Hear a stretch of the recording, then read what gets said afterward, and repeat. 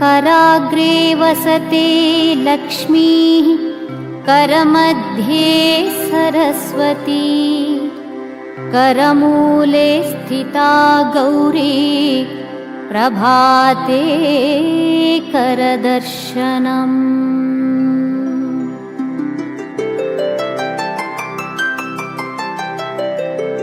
उत्तिष्ठोत्तिष्ठ गोविन्द उत्तिष्ठ गरुडध्वज उत्तिष्ठ कमलाकान्त त्रैलोक्यं मङ्गलं कुरु। कौसल्या सुप्रजा रामपूर्वा सन्ध्या प्रवर्तते उत्तिष्ठ नरशार्दूल कर्तव्यं दैवमान्धिकम्।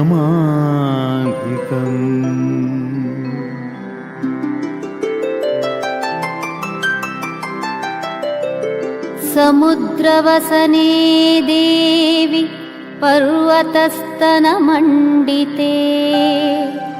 विष्णुपत्नी नमस्तुभ्यं पादस्पर्शं क्षमस्व मे।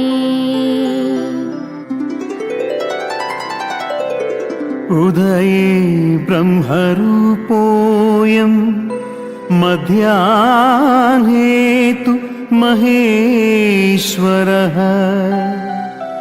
अस्तमाने स्वयं